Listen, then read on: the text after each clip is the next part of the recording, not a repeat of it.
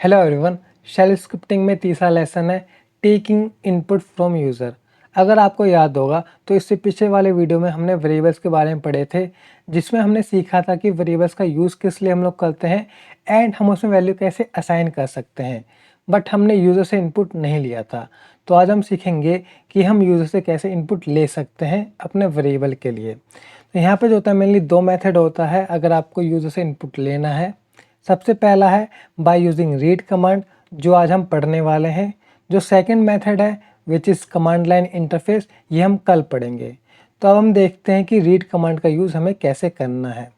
तो अगर आपको कोई भी इनपुट चाहिए यूज़र से तो आपको रीड कमांड का यूज़ करना पड़ेगा। उसके बाद आपको वेरिएबल नेम असाइन करना पड़ेगा। एग्जाम्पल के लिए रीड यहाँ पे कमांड है, नेम यहाँ पे जो होता है वेरिएबल नेम है। उसके बाद रीड एंड एज जो होता है यहाँ पर वेरिएबल नेम है। ये बात याद रखना। अगर मैं आपको एक सिंपल सा स्क्रिप्ट एग्जांपल समझाऊँ तो यहाँ पर आप देख सकते हो। यहाँ पर जो होता है रीड कमांड है एंड यहाँ पे जो ये नेम है ये मेरा वेरिएबल है। एंड मैंने आपको बता रखा है कि आप वेरिएबल को कैसे प्रिंट करवा सकते हो। आप जो होता है वेरिएबल को प्रिंट करवाने के लिए आपको डॉलर सिंबल का यूज़ करना पड़ेगा अपने वेरिएबल नेम के आगे विद एको। यहाँ पर जो होता है ये मेरा दूसरा स्क्रिप्ट है। यहाँ पर क्या किया है, सबसे पहले मैंने डिस्प्ले पे प्रिंट करवाया है एंटर योर एज। ओके, इसके बाद यहाँ पर क्या है, एज मेरा वेरिएबल नेम है। उसके बाद यहाँ पर क्या है, your age is and then dollar age. तो यहाँ पर एक्चुअली में हो क्या रहा है, यहाँ पर सबसे पहले यूज़र को डिस्प्ले होगा एंटर योर एज। फिर यहाँ पर जो होता है मेरा कर्सर आकर रुक जाएगा, ये यूज़र से इनपुट लेगा एंड जो भी यूज़र इनपुट देगा, सपोज को मैंने इनपुट दे दिया 17, तो यहाँ पे जो होता है लास्ट में मुझे डिस्प्ले होगा योर एज इज़ 17। तो इस तरीके से होता है रीड कमांड वर्क करता है। तो अब हम चलते हैं प्रैक्टिकल की तरफ और इसको और अच्छे से समझते हैं। प्रैक्टिकल पार्ट में आपका स्वागत है।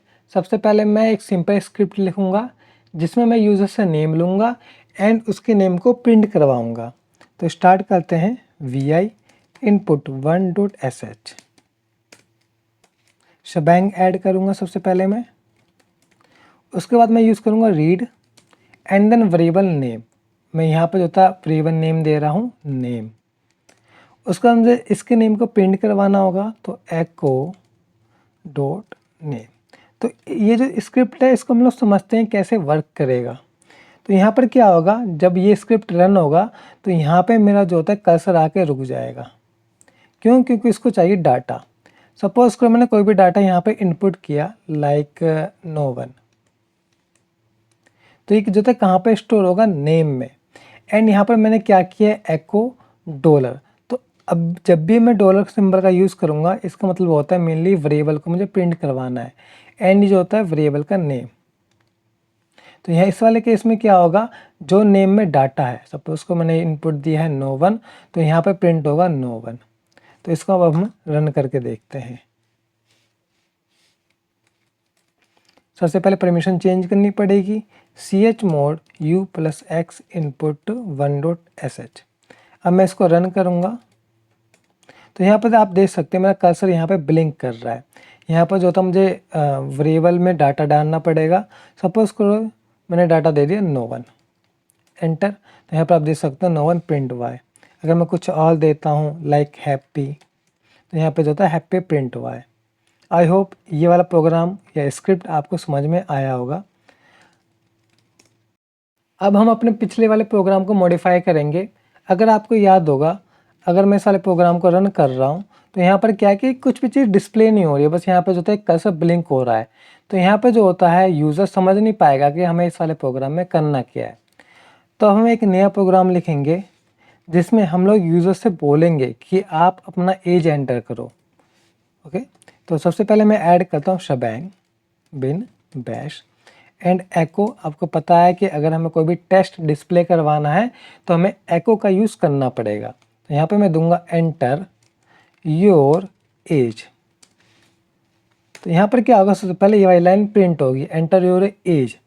देन मैं यूज़ करूँगा read command and then variable name देना है मुझे which is age, variable name. अब क्या करना है, मुझे लास्ट में प्रिंट करवाना है age. So echo your age is and dollar symbol के साथ वेरिएबल का नेम। तो यहाँ पर अब हम समझते हैं ये जो प्रोग्राम है ये कैसे रन होगा। तो सबसे पहले क्या होगा, ये वाली लाइन एग्जीक्यूट होगी जिसमें जो था डिस्प्ले होगा एंटर योर एज, ये वाली लाइन। ओके, उसके बाद यहाँ पर क्या रीड का हमने यूज़ किया है एंड देन एज। तो यहाँ पर एक वेरिएबल क्रिएट होगा एज के नेम से एंड यहाँ पे क्या होगा, ये वेट करेगा कि हम जो था कोई इसको इनपुट दे। तो आप जो था यहाँ पर कुछ भी इनपुट दे सकते हो, ये जो था डिफ्रेंशिएट नहीं करेगा इनपुट में। अगर आप यहाँ पे कोई स्ट्रिंग दोगे तो वो जो था आपको स्ट्रिंग शो करेगा, बट यहाँ पर एज है तो ऑब्वियस बात है कि आपको एक नंबर देना पड़ेगा। तो सपोज करो मैं यहाँ पर वैल्यू देता हूँ 17। तो एज जो वेरिएबल है मेरा उसमें वैल्यू क्या स्टोर हुई है 17 एंड देन लास्ट में क्या होगा, ये दोबारा से एको है तो your age is colon colon. अब एज में क्या वैल्यू है 17, तो यहाँ पर मेरा प्रिंट होगा 17। इस वाले जो था स्क्रिप्ट को रन करते हैं। ओके, सबसे पहले chmod command u+x input 2.sh। अब मैं रन करूँगा input 2.sh को। तो यहाँ पर आप देख सकते हो, यहाँ पर आपसे कह रहा है एंटर योर एज एंड यहाँ पर अगर आप एक चीज़ नोटिस करोगे, आपका जो कर्सर है वो यहाँ पर ब्लिंक ना करके वो ब्लिंक कर रहा है यहाँ पर। ओके, इसको भी हम जो था ठीक करेंगे थोड़ी देर में, बट हम जो अभी जो था हम इसको रन करते हैं। तो यहाँ पर जो था मैं सपोज को इसकी वैल्यू देता हूँ 16। तो यहाँ पर क्या कह रहा है, योर एज इज़ 16।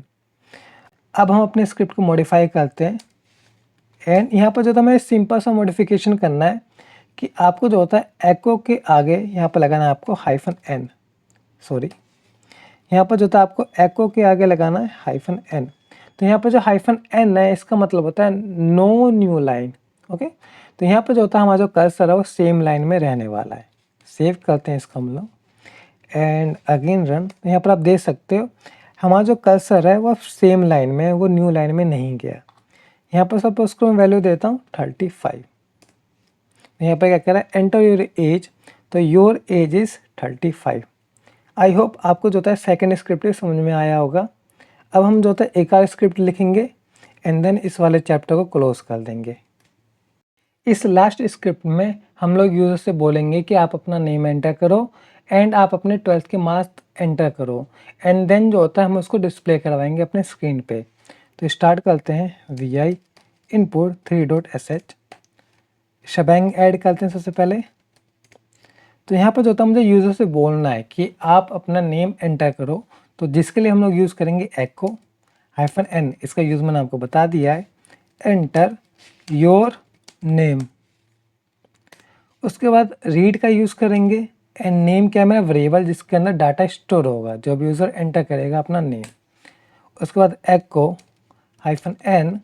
अब मुझे क्या चाहिए यहाँ पर उसके मार्क्स, तो enter your 12th marks and इसको हम लोग स्टोर करवा लेते हैं मार्क्स में।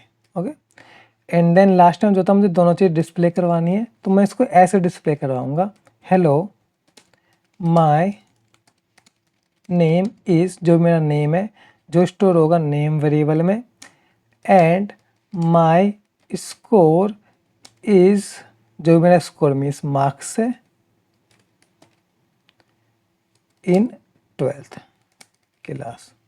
ओके, तो अब हम समझते हैं कि जो मेरा स्क्रिप्ट है ये रन कैसे होगा, क्या क्या चीज़ हमें डिस्प्ले होगी। तो यहाँ पर जो होता है सबसे पहले क्या होगा, एंटर योर नेम, ये हमें डिस्प्ले होगा।